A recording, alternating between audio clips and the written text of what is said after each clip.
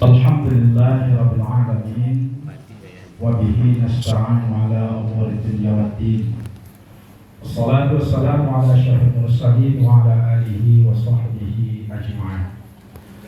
Rabbi shrah li sadri wa yassir li amri wa hlul 'uqdatam min lisani yafqahu qawli. Yang terhormati KPU, Kasih dan Penyelenggaraan Kantor Kementerian Agama Kota Padang, terusnya kembali Bapak dan Ibu Kepala Madrasah, mulai dari tingkat Madrasah Aliyah, Madrasah Sanawiyah, dan Madrasah Ibtidaiyah Negeri se-Kota Padang. Terusnya kembali Bapak Kepala KUA dan juga Bapak Ibu KURTU, alhamdulillah yang hadir bersama kita pada hari ini. Kemudian dihormati kawan-kawan dari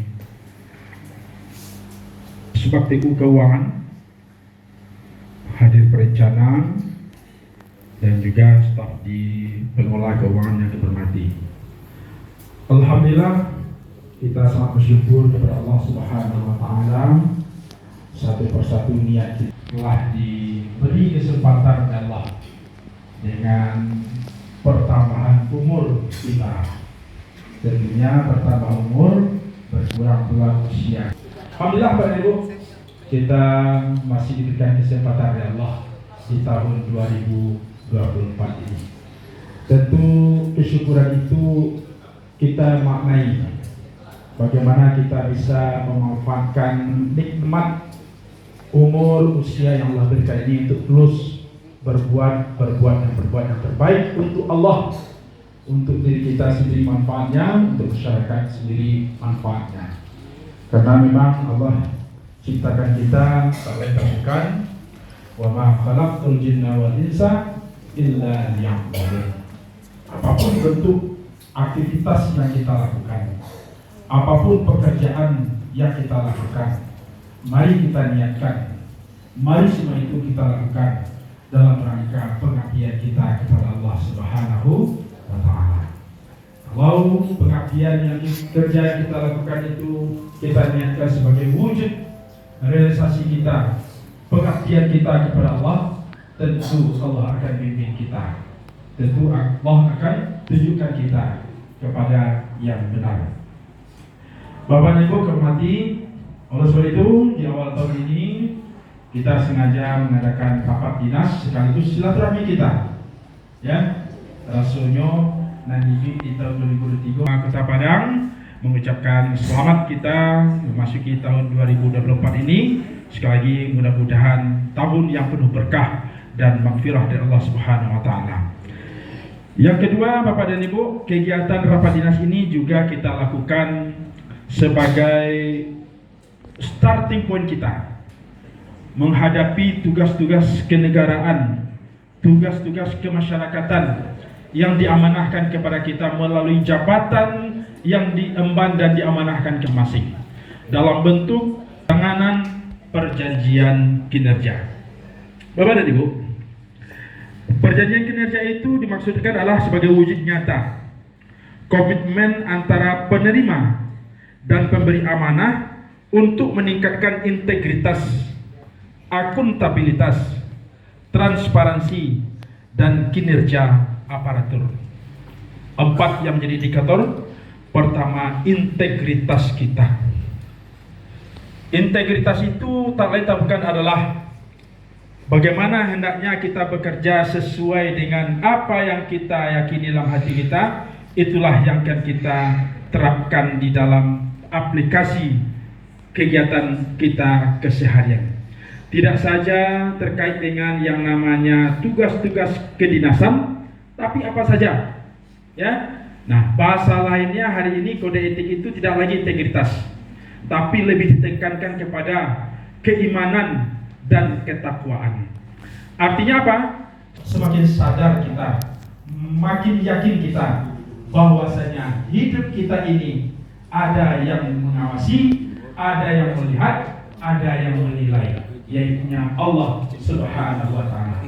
Kalau integritas yang seperti itu tertanam dalam diri kita, insyaallah Bapak dan Ibu, kita akan bekerja dengan lurus. kita akan bekerja sesuai dengan regulasi yang ada. Kita bekerja sama sesuai dengan hati nurani kita. Kita bekerja sesuai dengan nilai-nilai yang ada di dalam kehidupan kita. Sehingga apa kata Uten sebuah lagu, tidak ada dusta di antara kita. Tidak saja dusta di antara kita, apalagi dusta terhadap Allah Subhanahu wa Ta'ala. Kemudian akuntabilitas, pertanggungjawaban apa yang kita lakukan hari ini. Alhamdulillah Bapak dan Ibu, kita sudah lakukan semuanya di tahun 2023 dengan capaian kinerja kita mencapai 98,73%. Alhamdulillah. Itu sebuah capaian maksimal bagi kita. Mudah-mudahan semua itu nanti ketika ada pemeriksaan, ketika ada audit, kita akan bisa bertanggungjawabkannya secara administrasi dan juga secara moralitas terhadap negara kita ini. Kemudian transparansi, kita sudah menerima DIPA, sudah kita lakukan bedah DIPA di masing-masing satker kita. Yang belum melaksanakan silakan laksanakan dalam terdekat. Apa gunanya kita lakukan bedah DIPA? Agar semua yang terkait dengan pelaksanaan DIPA, contoh, kalau di kantor ini, mulai dari KPA, PPK, PPSPM, pengelola keuangan, bendahara, Kasubag Kasi, dan juga kawan-kawan yang ada di Subag TU dan seksi tersebut, mereka tahu persis berapa nilai anggaran yang tersedia di DIPA-nya masing-masing. Nah, itu sudah kita lakukan. Kita lakukan itu secara proporsional. Kalau memang itu haknya Kasubag Kasi, kita berikan. Malah ada yang lebih daripada itu, kita kasih.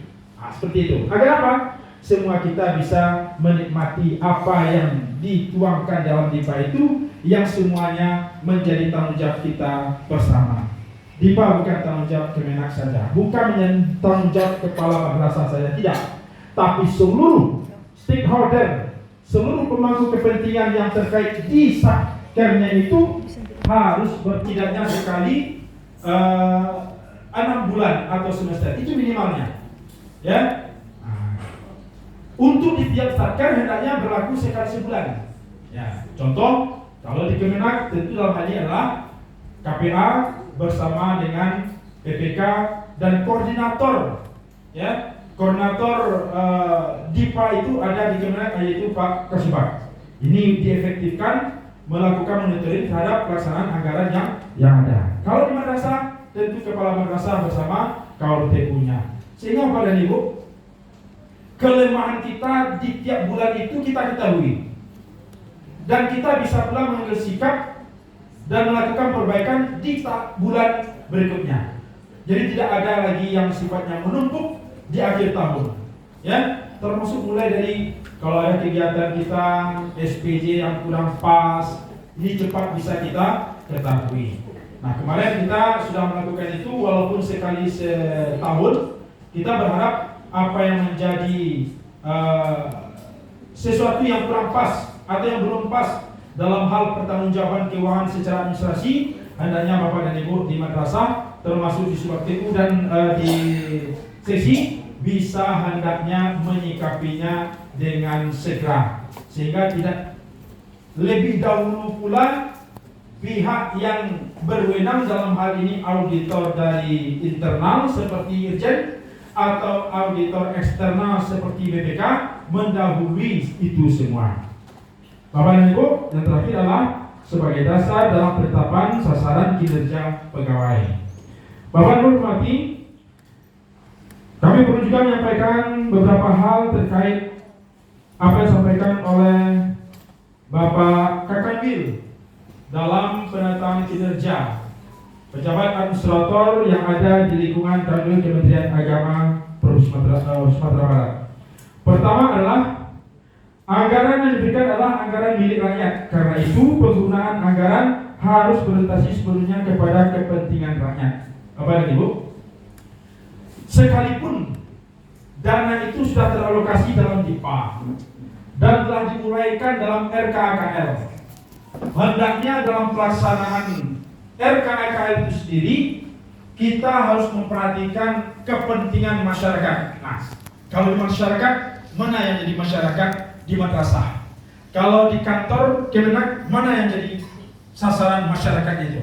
Nah, ini hendaknya menjadi perhatian bagi kita semua. Pimpinan Santri Kerja diharapkan dalam penggunaan DIPA 2004 dapat dilaksanakan dengan disiplin, tepat sasaran, transparan dan akuntabel sehingga tidak membuka celah atau ruang untuk penyelewengan dan tindakan bersifat koruptif. Bapak dan Ibu, kita perlu melakukan hal ini Bapak dan Ibu secara disiplin, tepat sasaran, transparan dan akuntabel, karena ini juga menjadi bahagian penilaian terhadap kinerja kita oleh lembaga eksternal, dalam hal ini Kementerian Keuangan melalui DJA dan KPPN. Alhamdulillah, berkat kesungguhan kita bersama, berkat kerja sama kita dan kesungguhan kita untuk bekerja, termasuk kawan-kawan bendahara, operator di madrasah juga, alhamdulillah 2003 kita mendapatkan KPPN Padang untuk tahun 2023. Tentu kita menginginkan tahun 2024 ini kita bisa kembali hendaknya mendapatkan penilaian terbaik. Karena walaupun bagaimana Pak dan Ibu, apapun yang kita lakukan, kita perlu apresiasi seperti itu. Sehingga kita tahu di mana titik lemah kita. Nah, salah satu di antaranya adalah selama ini kita masih membuka ruang untuk melakukan revisi.